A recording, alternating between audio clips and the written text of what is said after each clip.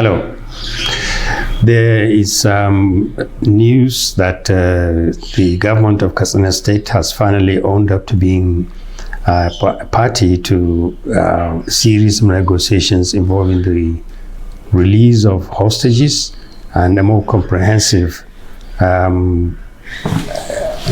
attempt to see if communities can be secured through dialogue and some kind of settlement with bandits and other people who kill and terrorize them.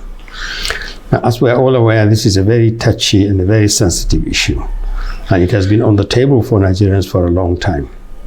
The truth about it is that many states have entered into local communities, local governments, states have entered into some form of discussions and negotiations with bandits because it appeared to be the only option. The military hadn't been able to put an end to this banditry. Non-military people, police, NSAK, vigilantes, all these people are there on the ground. And yet what we see is the continuous escalation of kidnappings and rustling and killings. States so far have resisted the temptation to say we're part of this. But we all know that they have been. Even the federal government has been involved in some kind of negotiation for the release of victims, and we know this. I raise this issue today because I think it is very important to have an understanding of why a negotiation with bandits is very dangerous, but if handled well, can be productive. First of all, if force alone, what is now becoming popular as the kinetic approach, could put an end to this insurgency, the banditry, the killings, this thing would have been history a long time ago. It hasn't. Even the military themselves have hinted at the value of non-kinetic approach, meaning sitting down with the people who are involved in this, or finding ways in which this kind of killings will be brought to a halt by either direct negotiation with those who are involved in it, or by some kind of mediation that involves them in a substantive manner. Now, my view is that it is time for the nation to adopt a more holistic, a more comprehensive assessment of the value of non-kinetic approach, in addition to the kinetic approach that we currently employ.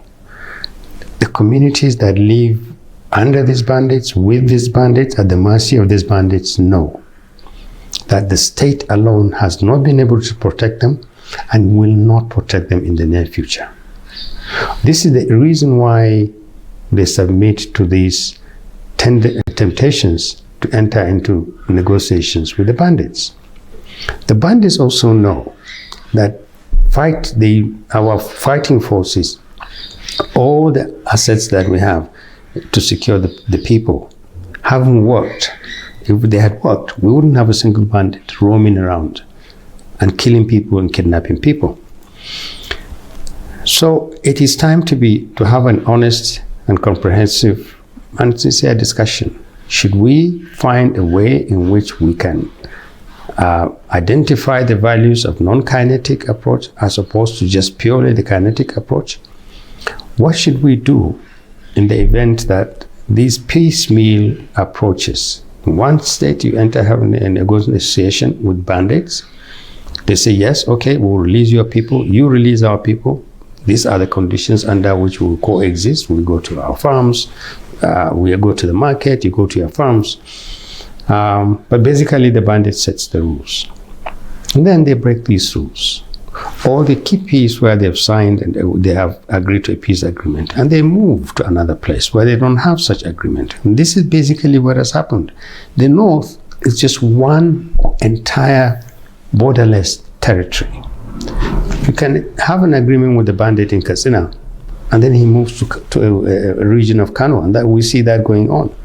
You can have an understanding with the community in local government A, and then that bandit moves to local government B, where he doesn't have an understanding. Sometimes you have rogue elements within the bandits too.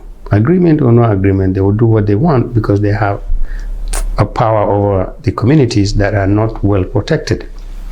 In any case, it is important, one, to stop treating the suggestions and recommendations that we enhance the non-kinetic approach because it has its uses.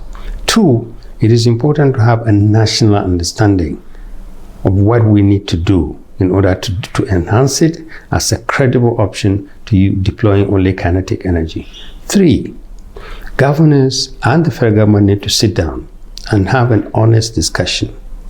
There is a massive shortfall in the manner in which we are protecting rural communities. What should we do? Who should do it? And when should we do it? The when is particularly important for me because the truth about it is that our rural population is hard pressed. There is no point in continuing to argue that to speak to a bandit, to negotiate with a bandit, or to engage in anything other than chasing them around with guns that we don't have in numbers, men that we don't have in numbers, and insistence that they can be defeated when we haven't defeated them for the last 7, 8, 10 years, will work. It's time for the country to look at all the options it has and support it with the willpower that is necessary to bring success.